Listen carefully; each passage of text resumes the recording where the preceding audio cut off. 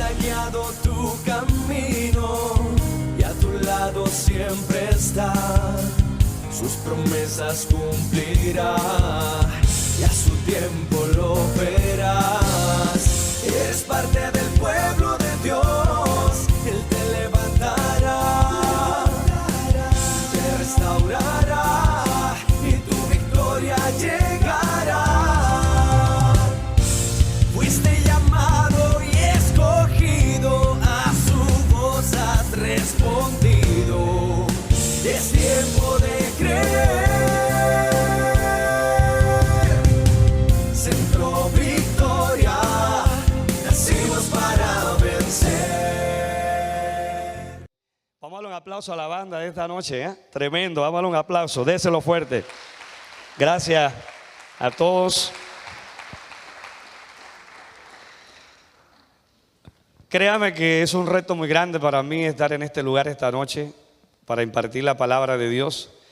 La Biblia dice que inclusive las piedras podrían predicar la palabra. Obviamente es una forma de decir que llegaría el momento en que cualquier persona utilizada por Dios, que en algún momento haya sido piedra de tropiezo para el evangelio, puede llevar una palabra de bendición a otra persona. Sin embargo, siempre será un reto para cualquiera pararse en este púlpito a llevar una palabra de exhortación.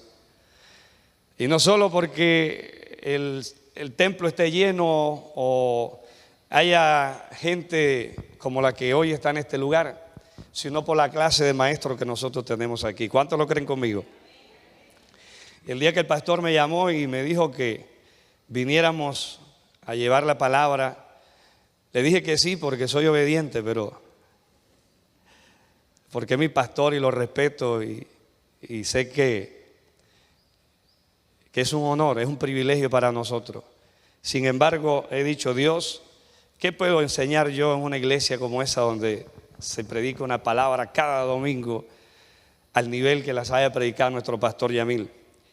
Y el Espíritu Santo trajo a mi corazón algo y dijo, bueno, puede ser que ese día haya alguien que no haya oído al pastor Yamil. Así que yo esperaba ver gente que no conocía esta noche, pero no va a ser tan fácil.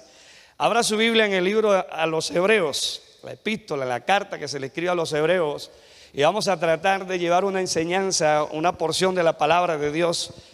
Y si usted está hoy o si hay alguien por ahí por primera vez en este lugar, permítame decirle que una de las cosas más grandes que nosotros podemos descubrir en la palabra de Dios es ese propósito, ese deseo de Dios de tener una comunión con el ser humano.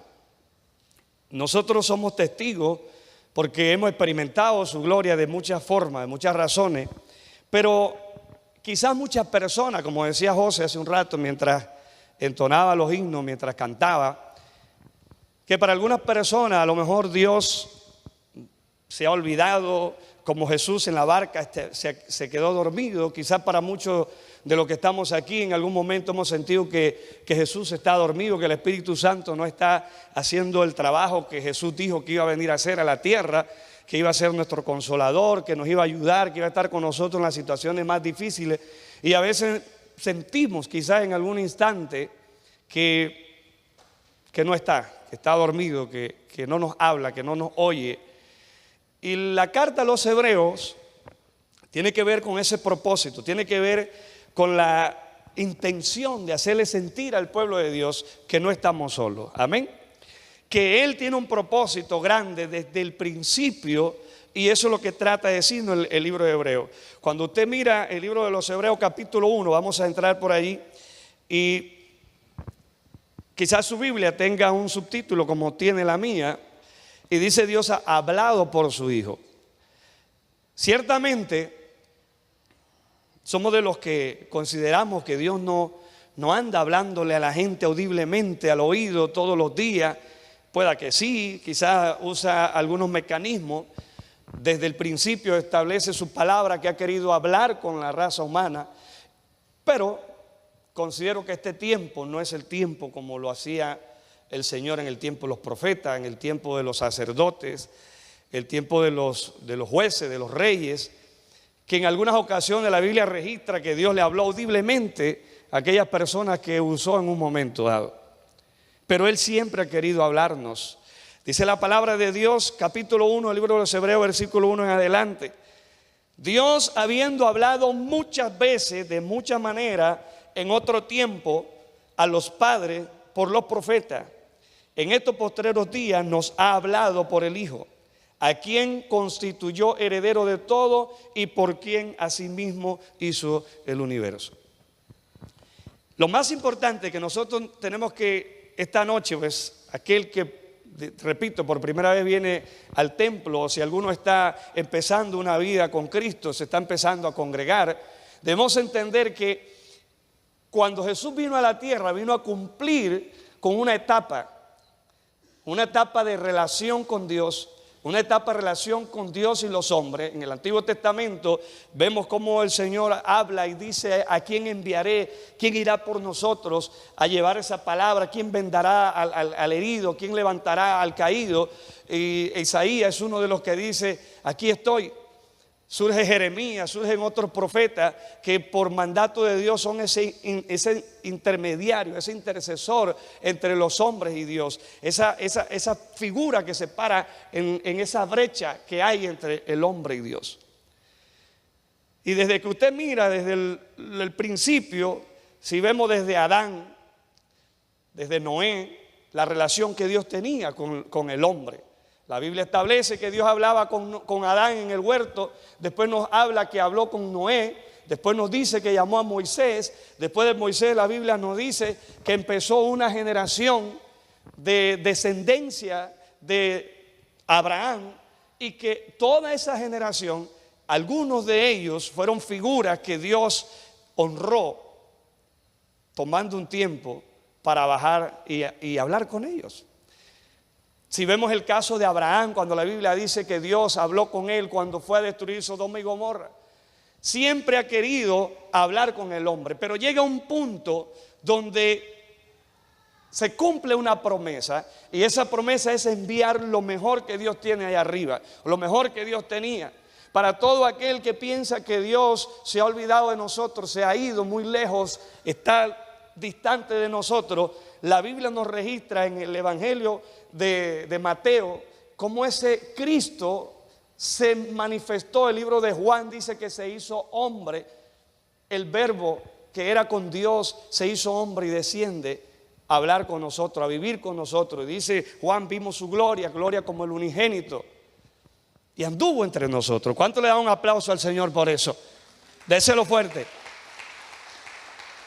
¿Qué privilegio tuvieron aquellos que pudieron tenerle? ¿Qué privilegio, amados hermanos? Dice la palabra de Dios: el cual, siendo el resplandor de su gloria, versículo 3, y la imagen misma de su sustancia, y quien sustenta todas las cosas, con la palabra de su poder, habiendo efectuado la purificación de nuestro pecado por medio de sí mismo, se sentó a la diestra de la majestad en las alturas, hecho tanto superior a los ángeles, por cuanto heredó más excelente nombre que ellos. Amén. Hay una comparación entre Jesús, entre los ángeles y nosotros. Hay un nivel, obviamente Jesús es superior, siguen los ángeles y posteriormente estamos nosotros. Y qué bonito cuando uno mira que uno está ahí en medio de esa relación entre Dios, que se compara o nos compara a nosotros, que tenemos una cierta capacidad dada por Dios, no al nivel de Jesús, no al nivel de los ángeles, pero sí tenemos una capacidad dada por Dios para administrar cosas, para ejecutar cosas. Pero nos recalca a nosotros que esta raza pecadora, que a veces pues sentimos como que está muy lejos de nosotros la salvación, nos recuerda que aquel que es superior a los ángeles desciende a caminar entre nosotros. Dice que se hizo superior a los ángeles. Después seguimos nosotros. Yo quiero que pase al siguiente capítulo, en el capítulo número 2, versículo 5, vamos a ver lo que significa Jesús para Dios. Quizás alguna otra interpretación que usted haya escuchado, pero qué importante que nosotros entendamos que Dios se desprende de lo más valioso que tenía allá arriba. A su nombre sea la gloria. Desde que usted mira, amado hermano, amada iglesia, cuando Dios trata de enviarle respuesta al hombre, le da la creación, todo lo que nosotros tenemos a nuestro alrededor, nos da de todo. Y al final termina enviando lo más importante. Termina enviando a su Hijo. El libro de Juan también nos dice que de tal manera amó Dios al mundo que mandó a su Hijo unigénito para que todo aquel que en Él cree no se pierda, sino que tenga vida eterna. Es un pasaje muy conocido. Y eso nos debe indicar a nosotros que Dios está interesado en que ninguno se pierda, en sacrificar o enviar lo más importante que tenía allá arriba para salvar a la raza humana. Es digno de admirar. Es digno de darle la gloria a Él. Es digno de decir: Señor, de veras que no imaginaba que yo fuera tan importante. Muchas veces se nos cae el semblante, se nos cae el ánimo, andamos desanimados. Pero hermano, no se desanime, como decía José hace un rato. Somos importantes para Dios. Somos tan importantes que Dios no escatimó en enviar a su Hijo para rescatarnos a nosotros.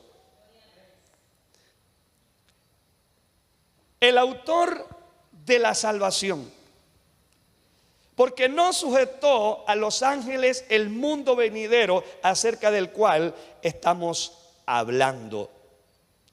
Vamos a ver, el mundo en el que nosotros vivimos, ¿a quién se lo entregó Dios? Se lo entregó a Adán. Dios, cuando usted lee el libro de Génesis, usted ve todo lo que Dios hace. Y no llaman ningún ángel para que se encargue de administrar su creación. Tiene gente superior, tiene seres superiores al hombre. Nosotros estamos en la tercera escala, por decir algo, por usar niveles. Hagamos al hombre a nuestra imagen y semejanza, dijo Dios. Pero cuando crea el universo o crea la tierra, crea lo que nosotros tenemos a nuestro alrededor, dice la palabra de Dios que pone a Adán como el mayordomo, como el administrador de su creación. No agarra uno de los ángeles que tiene allá arriba, de los arcángeles, no pone a Jesús a administrar, sino que al hombre, al que había creado con sus propias manos, lo pone a administrar el mundo. Le dio el mundo, se lo entregó. Fue el primer mayordomo que tuvo, fue Adán. Y de ahí para abajo todos nosotros hemos venido administrando una parte del mundo que Dios creó. ¿Lo creemos o no lo creemos? Usted gobierna gran parte del mundo. Uno dice: no, pero si yo no tengo un poder político, no tengo grandes extensiones de tierra, pero usted tiene cierto poder sobre una pequeña porción del mundo que Dios creó. Aunque usted lo niegue, aunque yo lo niegue. Tomamos decisiones, decidimos si quemamos o no quemamos la basura, decidimos si contaminamos los ríos o no, decidimos si contaminamos el aire o no, decidimos qué hacer con la tierra donde vivimos, decidimos qué sembrarle o qué no sembrarle, decidimos qué hacer con ella. Entonces, el escritor a los Hebreos dice que Dios no sujetó el mundo a los ángeles. No lo sujetó a Jesús, sino que se lo dio al hombre.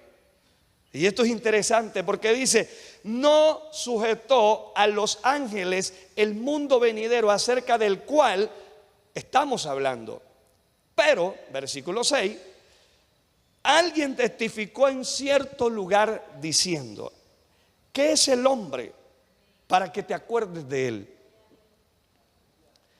En varias ocasiones hemos oído a nuestro pastor decir que Dios está ocupado en tantas cosas. El universo es tan grande que Dios está ocupado en tantas cosas como mantener el control del universo.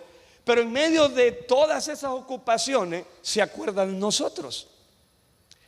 Entonces, ¿qué es el hombre? Dijo alguien. está haciendo referencia obviamente a lo que decía el salmista David. En una ocasión dijo: ¿qué es el hombre para que tengas de él memoria?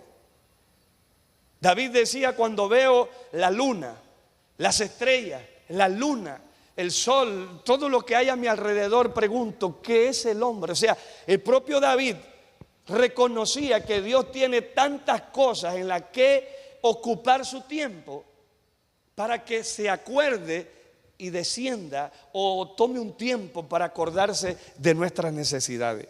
¿No le parece maravilloso?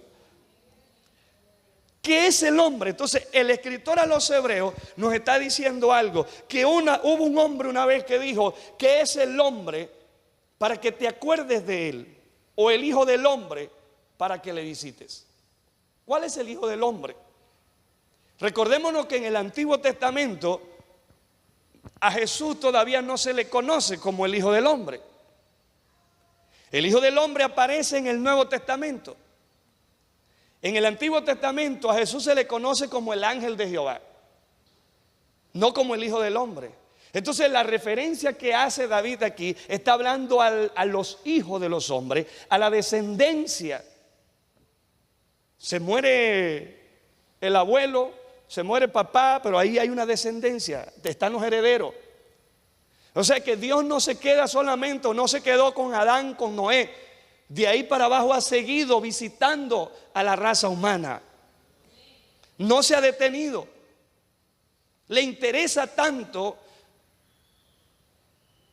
que el mundo se salve, que cuando tuvo la oportunidad de terminarlo por completo con el diluvio, hubo una familia que alcanzó misericordia.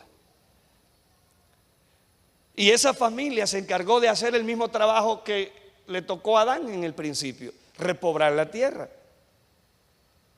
Y cuando esa familia y su descendencia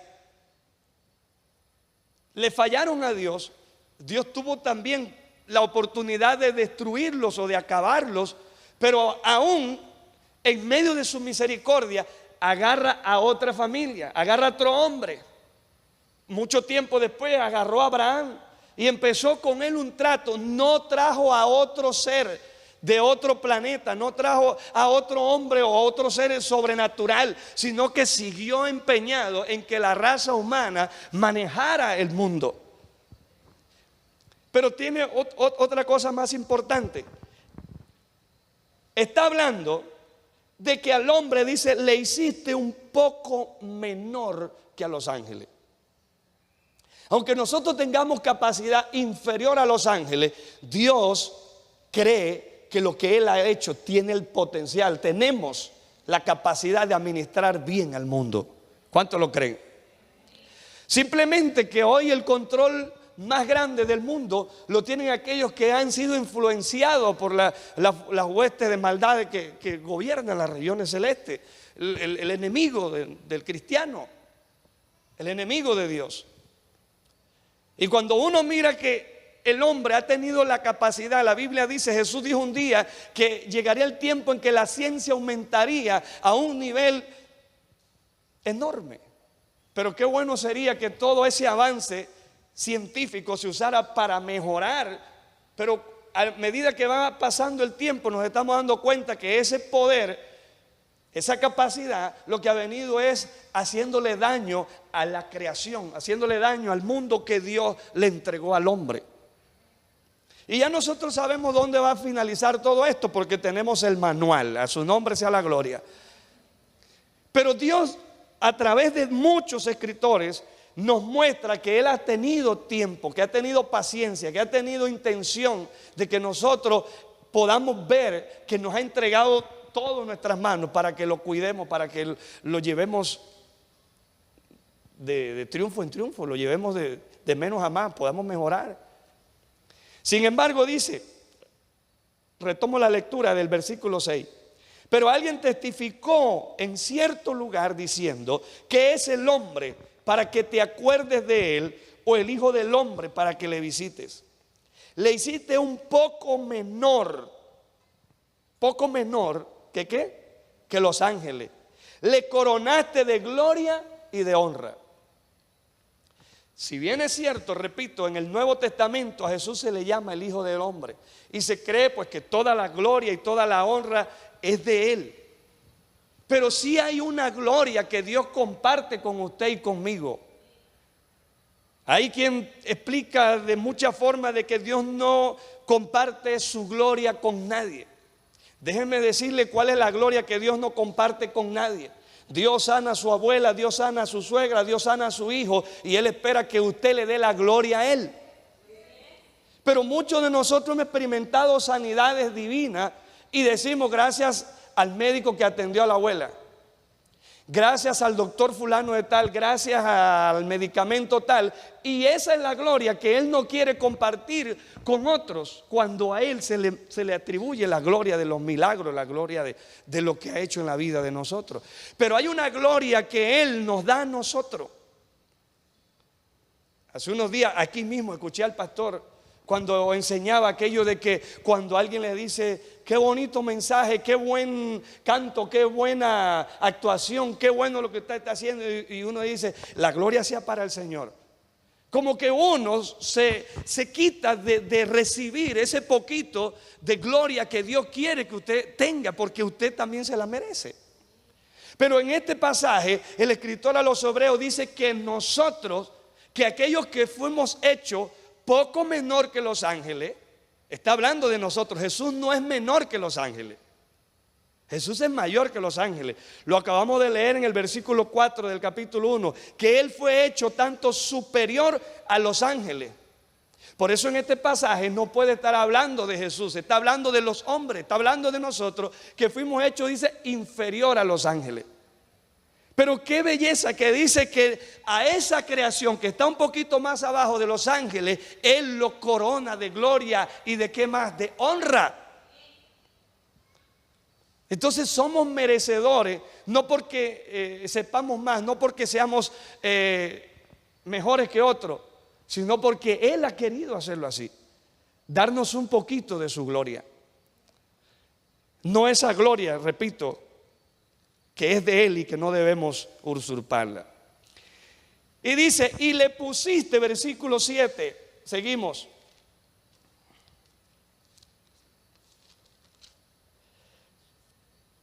Versículo 7, le hiciste un poco menor que los ángeles, le coronaste de gloria y de honra, y le pusiste sobre todas las obras de tus manos.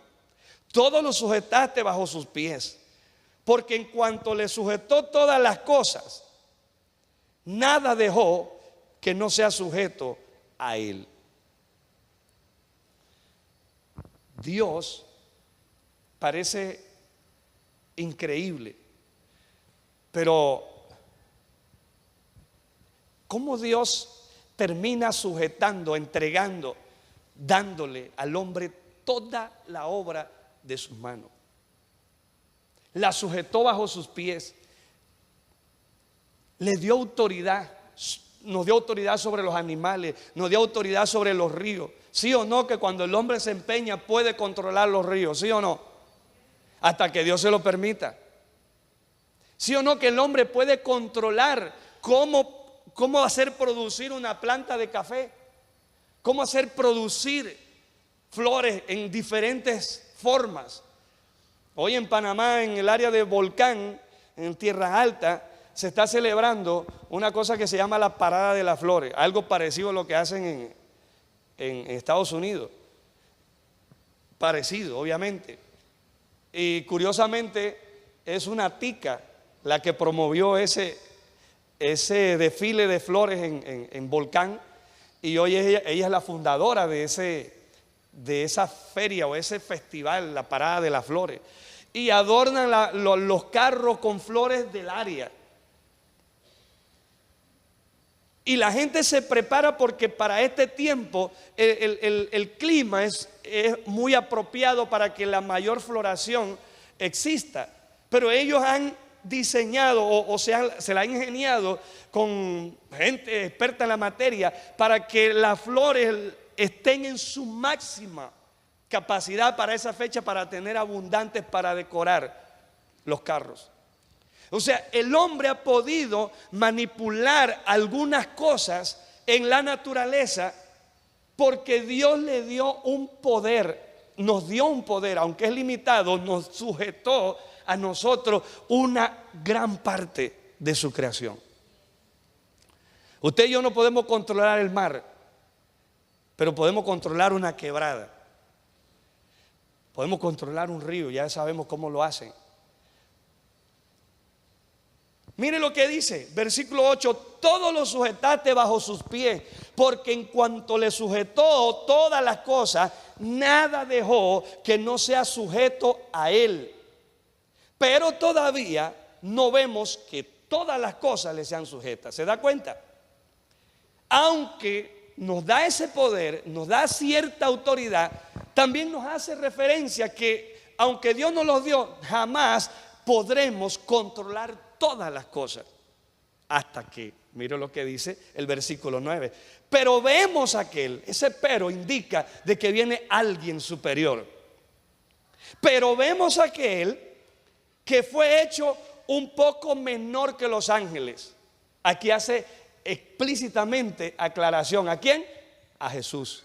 ¿Lo está viendo allí?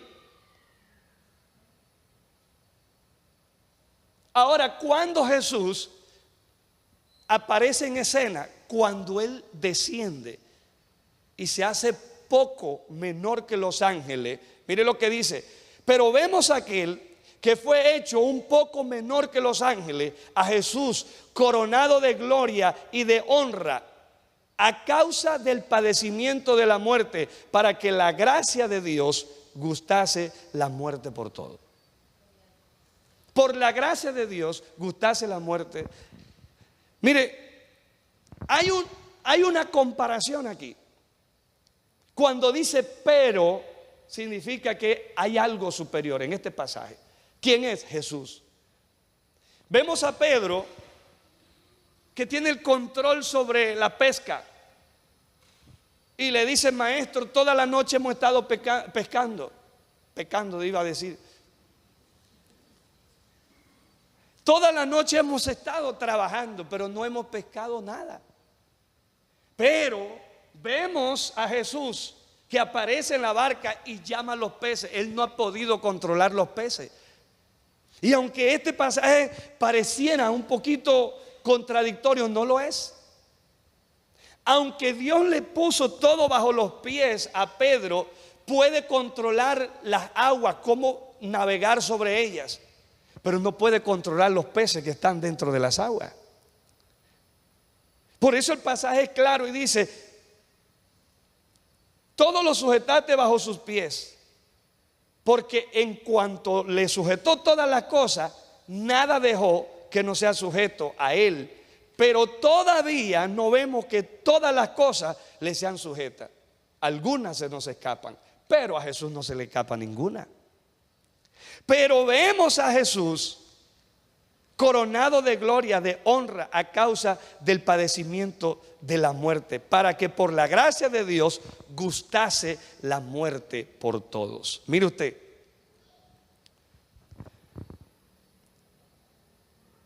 lo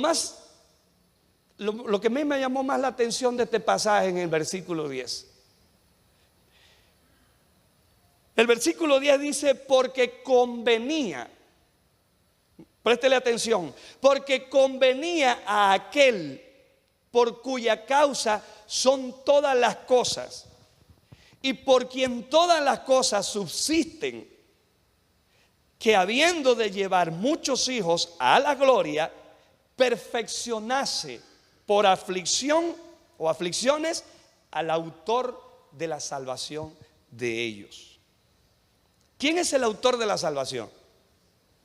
¿Cómo la Biblia dice que el autor de la salvación necesita perfeccionarse?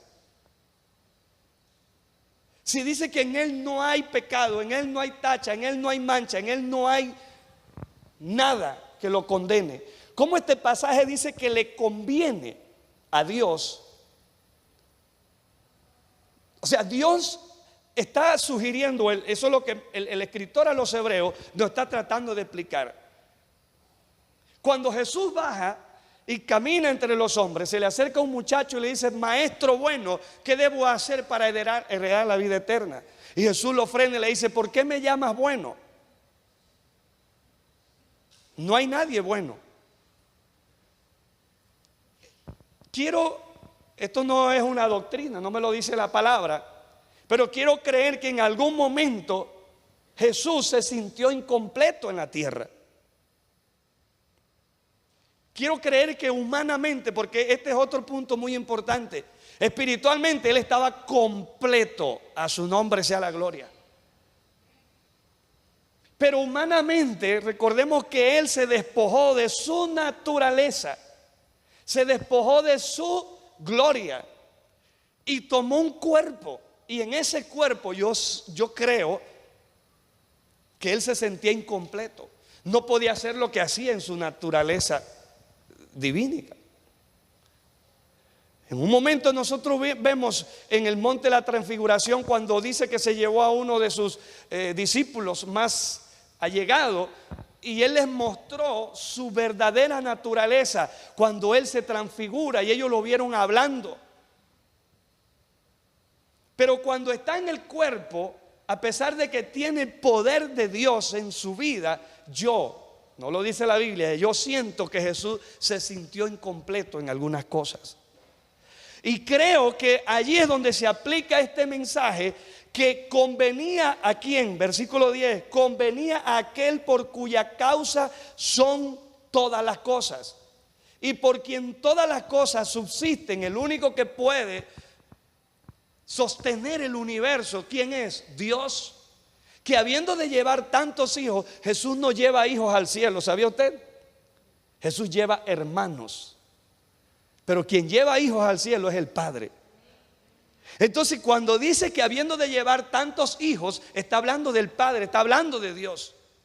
Entonces, este pasaje hace referencia que Dios quería, bendito sea Dios, versículo 10, convenía a aquel por cuya causa son todas las cosas y por quien todas las cosas subsisten, que habiendo de llevar muchos hijos a la gloria, es Dios el que lleva hijos a la gloria, perfeccionarse por aflicción al autor de la salvación de ellos. Ahora, no es que Jesús era imperfecto y necesitaba ser perfeccionado. Una de las explicaciones que tiene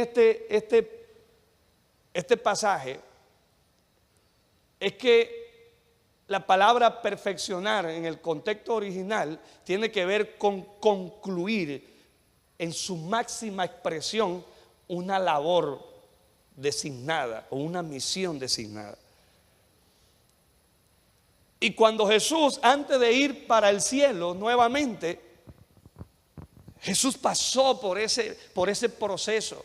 Jesús pasó por esa perfección absoluta. Bendito sea Dios. Se cumple la palabra. Versículo 14. Quiero que vayamos un poquito más adelante.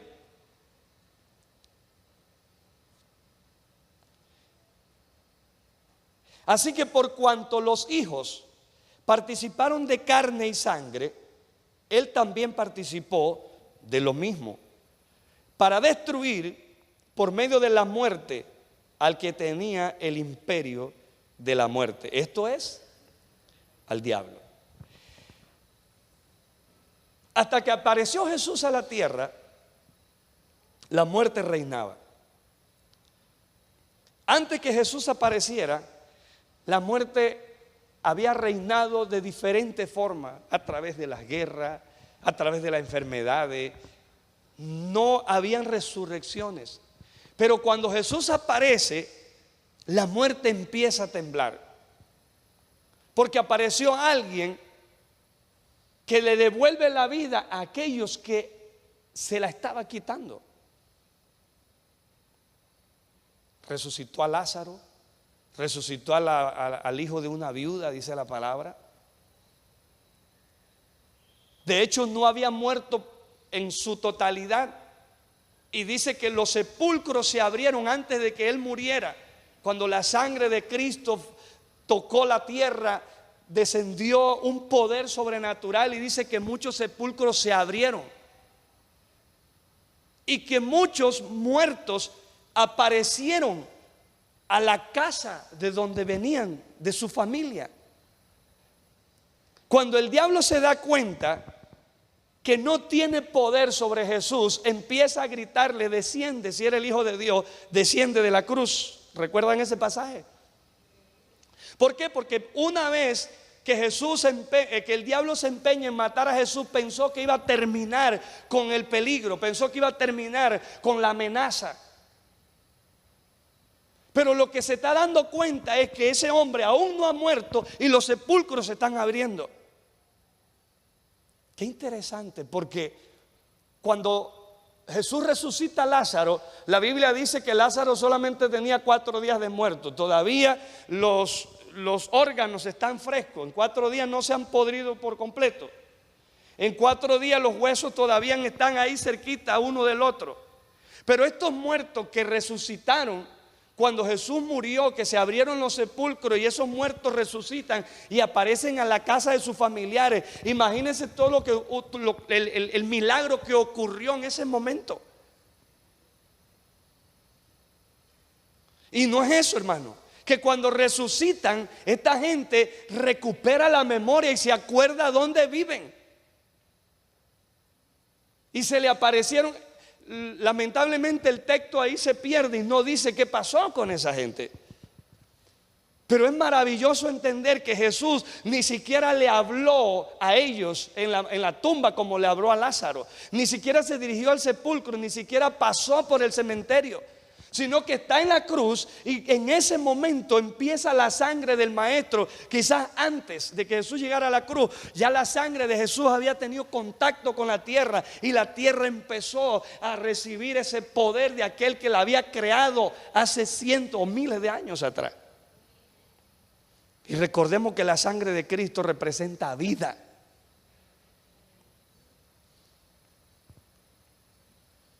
No sé usted, pero yo quizás no soportaría ver a mi bisabuela o a mi abuela que tiene 15 años, 20 años de muerta ya, que mañana me aparezca en la casa pidiendo café. Imagínense. Yo empiezo a reprenderla porque para mí es un espíritu raro pero imagínense esta gente, cómo se aparecen estos muertos después de tantos años en la casa donde vivían. Entonces, cuando Jesús aparece, la muerte empieza a temblar. Se da cuenta que llegó alguien que la va a destronar, o el ángel de la muerte. Siente el impacto de aquel que la puede destronar. Ahora, obviamente, eso es lo que ese texto nos está diciendo.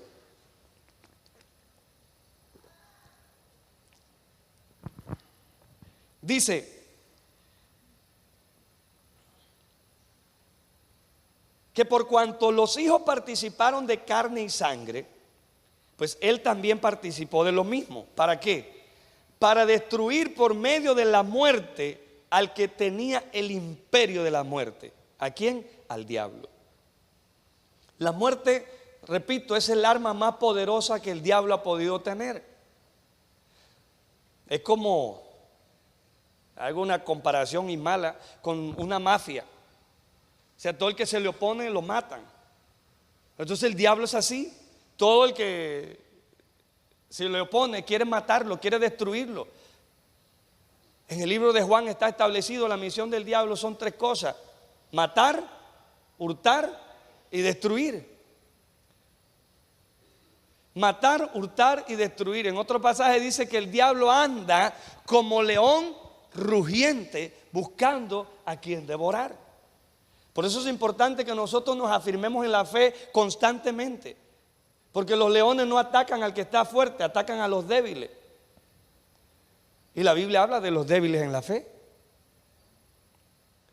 Y si él anda como león rugiente buscando a quien devorar, ¿a qué se refiere? A la muerte, a matar, a hurtar, a destruir. Pero cuando aparece Jesús, él se da cuenta que ese poder se le está acabando. Y este pasaje lo dice, que Jesús, una vez que muere, vino a destronar a aquel que tenía el imperio de la muerte, o sea, al diablo. Imagínense cómo disfrutaban cuando lo tenían en la cruz, cuando lo estaban azotando. Cómo se burlaba el diablo, cómo se burlaba la muerte de Jesús. Lo tenemos, aquel que nos destronó a nosotros, aquel que ha perdonado al hombre, pero no nos ha perdonado a nosotros. Lo tenemos, se acabó. Pero por el contrario empiezan los muertos a levantarse. Aquel que venía hablando de la resurrección, el enemigo usó a los saduceos para decirle en su cara que la resurrección era una mentira, que la resurrección no existía. Recuérdese que una de las doctrinas más fuertes de los saduceos era hablar en contra de la resurrección. Y por eso cuando Jesús hablaba de la resurrección, era objeto de burla, porque no existía, no se había visto cosa semejante. Pero cuando empiezan a resucitar los primeros, empiezan a prestarle atención al tema. Y por eso el diablo le decía, claro, cuando se da cuenta de que no lo va a poder vencer, empieza a retarlo. Y le dice, si eres hijo de Dios, desciende. Pero se lo dice por los que están ahí alrededor. Obviamente usó a los que estaban ahí viendo. Y le decían, descienda, si es hijo de Dios, y ahora nosotros creeremos. Pero una vez más Jesús no cae en el juego del enemigo. No cae en el juego de Satanás. Y no se soltó de los clavos. Se quedó allí hasta que dijo, consumado es. Hasta que dijo, he terminado. Antes de que Jesús fuese crucificado, ya Jesús había decidido llegar hasta ahí. Y no iba a abandonar la obra. Lo dijo en el huerto de Getsemaní. Si hay otra forma de llegar ahí, dámela. Pero el Padre guardó silencio. También le dijo que no se haga mi voluntad sino la tuya. Y llegó hasta allí y no se iba a bajar ahora que estaba a punto de tener el control absoluto de la muerte. Denle un aplauso al Rey de Reyes y Señor de Señores. Déselo fuerte.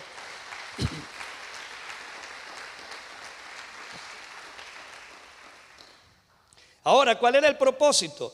Librar a todos los que por el temor de la muerte estaban durante toda la vida sujetos a servidumbre. Versículo 15. Todos nosotros, me gusta cuando el pastor hace chiste de esto. ¿Cuántos queremos ir para el cielo? Dice él, y todo el mundo levanta la mano.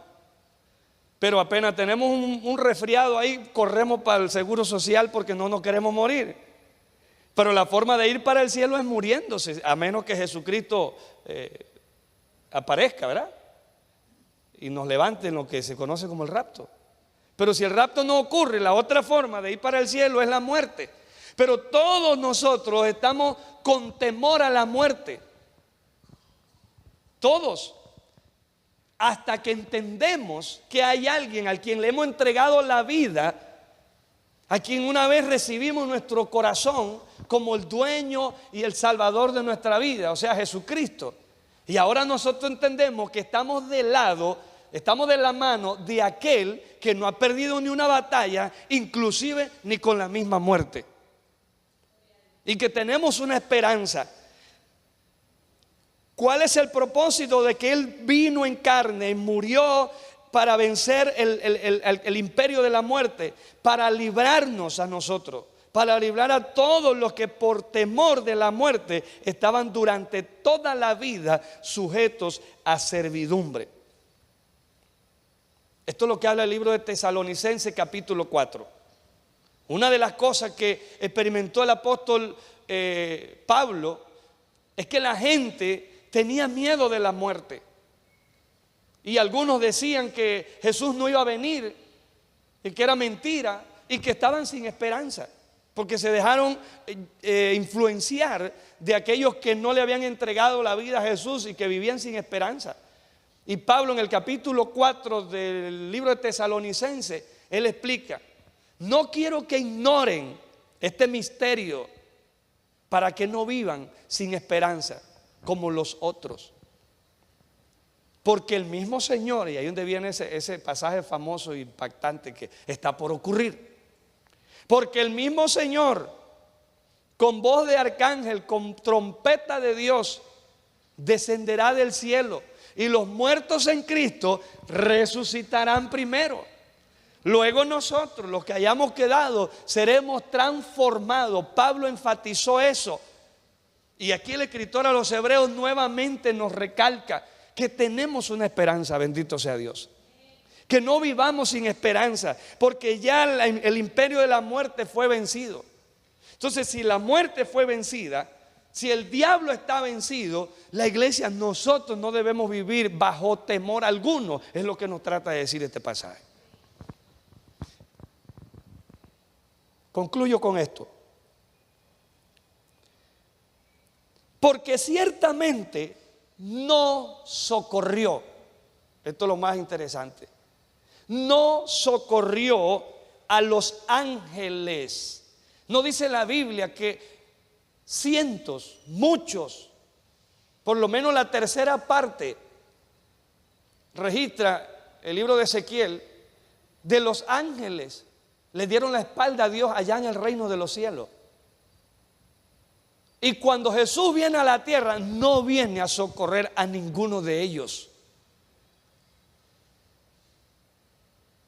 Y hoy nosotros, aunque usted no lo crea, somos la envidia de los ángeles caídos. Somos la envidia de Satanás. Somos la envidia de los demonios, que son los ángeles caídos. ¿Por qué razón? Porque ellos se cayeron una vez y Dios se olvidó de ellos en el tema de misericordia y gracia. Sin embargo, para nosotros que fuimos hechos poco menor que ellos, la Biblia dice que si 7 veces nos caemos, 7 veces nos levanta. Y esa es la envidia de los ángeles hacia nosotros. Y el escritor a los hebreos nos está recalcando que no nos descuidemos, que sigamos adelante, que aunque parezca que Dios no está con nosotros, Dios mandó a Jesús no a socorrer a los ángeles, sino a socorrernos a nosotros. Porque no socorrió a los ángeles, sino que socorrió a la descendencia de Abraham. ¿Cuántos son descendientes de Abraham? ¿Cómo somos descendientes de Abraham? Este libro está escrito a los hebreos. Por la fe. Ninguno de nosotros, bueno, yo no sé, aquí hay mucha gente que yo no conozco, pero yo no tengo cédula hebrea, no tengo nacionalidad hebrea, pero por la fe yo soy parte del pueblo de Dios. Entonces yo tengo un pronto auxilio, tengo un socorro, tengo un socorrista que se llama Jesús. Y cuando la Biblia me dice a mí que Dios manda a Jesús no para el nivel que sigue, que son los ángeles, sino para el tercer nivel, que somos nosotros, para mí eso es espectacular. Y ahí es donde se cumple lo que decía el salmista, que es el Hijo del Hombre. O sea, ¿qué significamos nosotros para Dios? Para que tenga de nosotros memoria y para que nos visite. Y la mayor visitación de Dios se cumplió con Jesús. En el Antiguo Testamento ya sabemos que Jesús venía de vez en cuando. El ángel de Jehová descendió, el ángel de Jehová apareció, el ángel de Jehová hizo aquello. Dios habló audiblemente a los profetas, Dios habló a los reyes, Dios habló a los sacerdotes, Dios habló a los jueces, Dios habló a mucha gente. Pero en el tiempo de Dios, la mejor visitación que la raza humana ha podido experimentar fue el tiempo que Jesús apareció sobre la tierra. Y tan importante es que aún los ateos que no creen en Dios tienen que leer los libros con unas siglas, antes de o después de. Es lo que la Biblia enseña, que vino a partir la historia en dos. Y aunque el mundo no lo confiese, cuando leen los libros de historia se van a encontrar con esta sigla, y eso significa antes de Cristo y después de Cristo. A su nombre sea la gloria. Póngase de pie. Amado Dios y buen Padre, yo te doy gracias por esta bendición que hoy nosotros podemos tener, porque esa visitación hasta el sol de hoy sigue viva. Hay una esperanza para nosotros en este lugar. Hay una esperanza que no ha cambiado. Y Él, cuando se fue, bendito sea tu nombre, Dios, nos dejó un consolador, nos dejó alguien que nos guía, dice tu palabra, a toda verdad. Y hoy esta palabra nos está guiando a tu verdad, nos está llevando a tu realidad, nos está llevando a esa esperanza viva. Jesús se fue, pero no nos dejó solos. Padre de la gloria, gracias porque hemos experimentado la mejor visitación.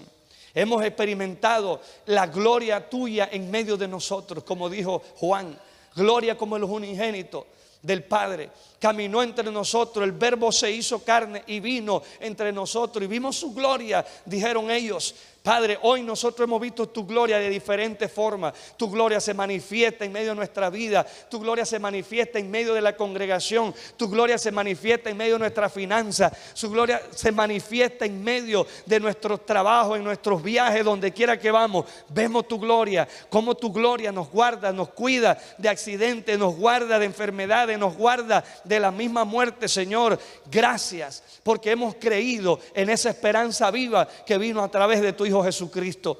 Gracias, Dios, porque he entendido, bendito sea tu nombre, que soy importante para ti.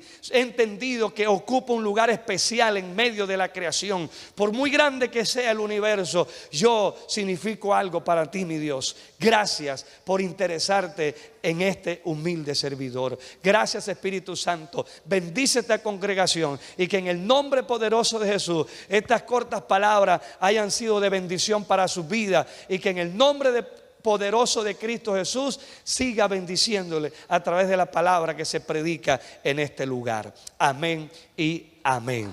Gloria a Dios. Si Dios nos lo permite, nos vemos mañana. Dele un abrazo al que tiene a su lado. Espero que la palabra haya sido de bendición para su vida. Bendiga al que tiene a su lado y nos vemos mañana, si Dios nos lo permite. Centro Victoria, nacimos para vencer.